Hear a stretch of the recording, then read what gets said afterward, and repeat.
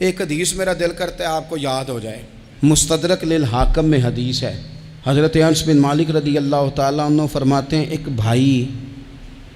حضور کی بارگاہ میں بیٹھا رہتا تھا، نکما نہیں تھا، شارحین حدیث کہتے ہیں کہ کسی مجبوری سے وہ کام نہیں کر پاتا تھا، یا کرتا تھا تو وہ کام آگے نہیں چل پاتا تھا، ذہنی صلاحیت ہی شاید زیادہ نہیں تھی۔ یہ حدیث مشکات میں بھی موجود ہے، مستدرک للحاکم میں بھی موجود ہے۔ حضرت انس بن مالک رضی اللہ تعالیٰ عنہ فرماتے ہیں وہ حضور کی بارگاہ ناز میں بیٹھا رہتا تھا، اس کے بھائی نے آ کے شکایت کی، یا رسول اللہ صلی اللہ تعالیٰ علیہ وسلم، یہ کوئی کام ہی نہیں کرتا، کوئی محنت نہیں کرتا، کوئی جدوجہد نہیں کرتا، آگے نہیں بڑھتا،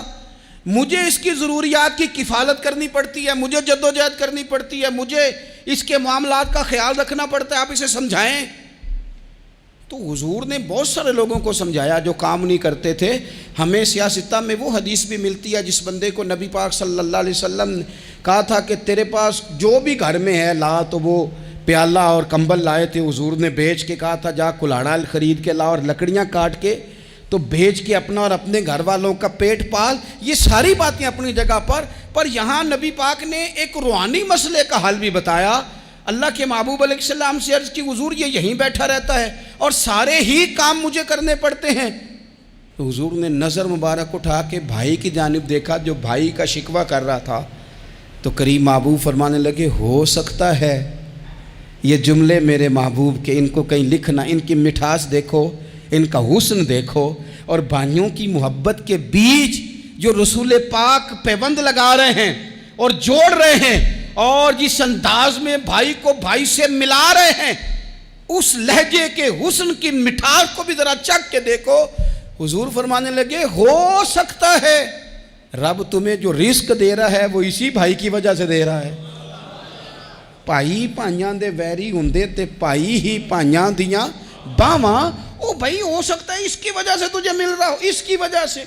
وہ دروازے نہ بند کریں جن دروازوں کی برکت سے روزی آتی ہے، کبھی بھی وہ کام نہ کریں جن کاموں کی اگر آپ کو کل تک برکت تھی، کل تک کام ٹھیک چل رہا تھا،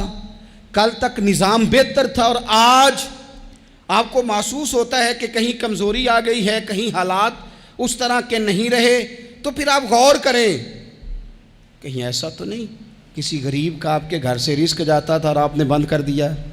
کسی کی مدد ہوتی تھی آپ نے بند کر دی، کسی کے ساتھ شفقت ہوتی تھی آپ نے بند کر دی، کوئی شخص آپ کی وجہ سے تسلی میں تھا اور پھر آپ نے اسے تکلیف میں ڈال دیا۔